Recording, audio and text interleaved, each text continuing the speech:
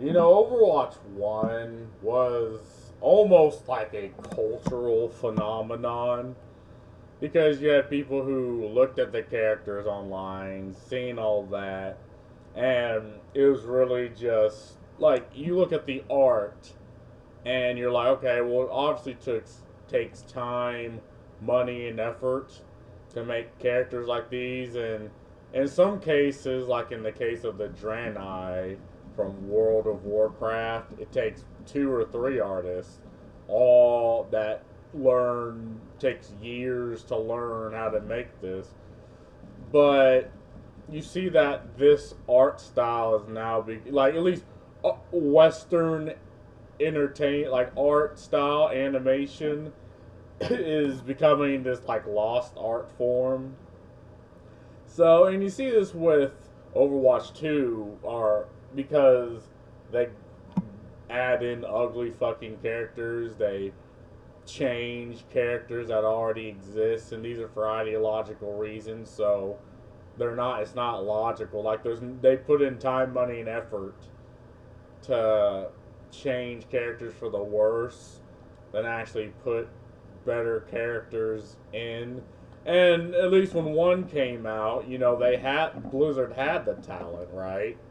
And people would look at the characters and be like, "Wait a minute, that's a game," and you'd be like, "Oh, I see." But now we're hearing, and it took me a while to actually find this. Right now, you hear that they're slowly reverting back to Overwatch 1 because they tried to effectively replace Overwatch 2, Overwatch 1 with 2. And so you could either buy maps again, buy skins again, buy all that. And they see that more and more people are dropping off. The people who played Overwatch 1 and thought, oh, that was just a superior product. They're like, nah, we don't want to play this new slop anymore. So yeah, they are slowly reverting back. Like I've never heard of a game where the sequel is there's been bad sequels to games, just like there's been bad sequels to movies. But an online live service game reverting back to what it was before, like has that ever happened? I don't know if, as far as games, that has ever happened before. I mean, so Overwatch is definitely a new social experiment on, okay, if you give someone a lesser product, they will now just refuse to play. Or they'll play for a little bit and be like, I don't want to play this anymore. The other products exist. And I seen that they lowered the player count by one in like the matches, and I don't. And they obviously they did that because fewer people were playing, so if it would take longer if you had more people queuing in because no one's fucking playing it. It's odd that they put themselves in this situation. Like they had a good product and they could have just, kept that. But no, they decided. I don't know if either they hired people that whose entire job is to make the game worse, like consultants. Like the entire point of them is to make the art worse, or they just got apathetical. They're like, oh, well, we got our money. We got all that. We don't need to actually give people what the fuck they want. All we need is, the wider audience to come in and that be that. But, okay, you had that. But now they're like, oh, no, we need to go back. We need to go back to what it used to be. And it's like, so what was the point of releasing Overwatch 2? I mean, I guess maybe to grab as much money as humanly possible from people. Or was Overwatch 2? I think that game was free, but I know they have goofy new characters. And all this came about because of the sexism allegations in Blizzard. So, to cover their own ass, they hired, again, people who don't add to the, to art. They just hire people to effectively cover their ass. So, consultants, you know, ideologically possessed people that don't really care about the consumer as long as they get a paycheck. They just treat it like an economic transaction instead of, gaming as a hobby or as an art form. And because of that, Overwatch 2, I generally believe that's why Overwatch 2 is just a worse product overall. Like, I don't know who would argue 2 being better than 1, right? Because again, when 1 came out, it was fucking amazing, right? Now, obviously, they did a lot of balance changes and all that, but they turned down the characters that they already had, and they just started releasing ugly characters, right?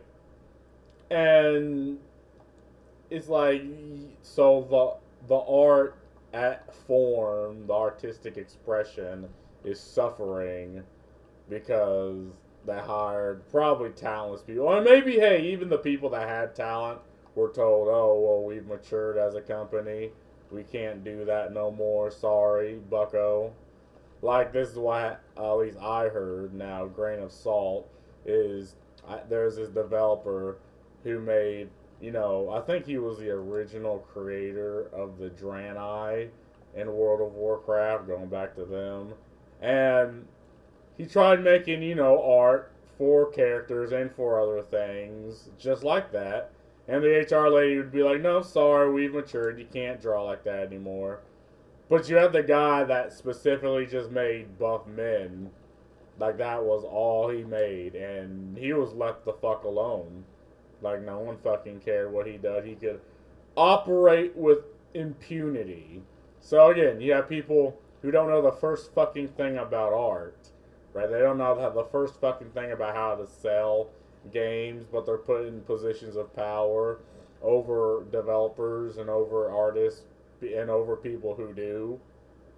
People who existed when Blizzard was popular, when Blizzard was a cultural phenomenon.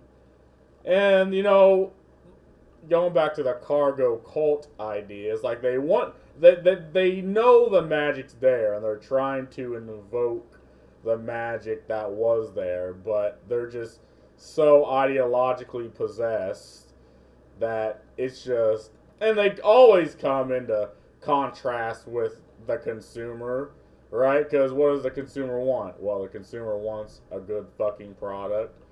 Was the ideologue one? Well, the ideologue wants to ideologically impose on the product just to leave their mark. Or, you have this with Skullgirls, right? That fighting game where the people now over it are being like, oh, the people that came before were evil. They're very evil. We can do better. Then they end up just doing worse because they see, what is the targeted demographic wants? Well, it wants sex and violence. And okay, you might have an ideology which tells you this is bad, right? But the question is, what do you want? Do you want my empathy? Do you want ideology? Or do you want my money?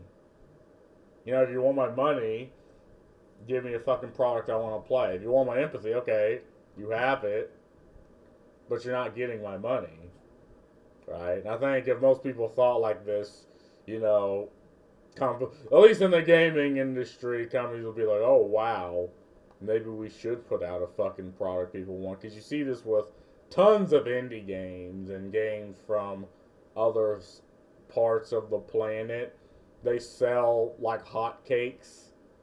And I don't believe, like, again, Blizzard, a company that spends millions of dollars on, publicity, has entire teams of analysts, who knows what, and make no mistake, they know what the targeted audience wants, right? They just choose not to give it to them. And when this happens, they, again, like, in this case, they fold in on themselves and are like, oh, well, I guess we have to slowly revert back to when the product was good, you know. Now, obviously they're going to make their own goofy fucking changes. Again, we're talking people who don't really care if gaming as an art is preserved, despite art being subjective, according to these ideological individuals. Like, despite that, they don't really care if the art itself suffers just to check boxes. You know, they view life through the lens of their ideology because they have nothing else. So, and they'll justify it. They'll be like, oh, well, it's just games. You know, it's just this, it's just that, it's just the other. Oh, people don't like it. Oh, well, I guess they're just racist. You know, oh, people don't want to play Concord. Well, they're racist. People don't want to play Duskborn. Oh, they're racist. They're sexist. Blah, blah, blah, blah. It's like they can't help themselves at this point. Like, this is the ideological crusade they've placed themselves in. And they surround themselves with people that think the same way. So they're literally lost in the sauce. And no matter how many times you try to tell these people this, it's like it just falls on deaf ears. And it's like, okay, well, what's the solution? Well, fuck me if I know. Like, I'm personally gonna put my money towards games and towards projects I want to play. You know, like, oh, I can go my entire life without consuming another fucking Blizzard product.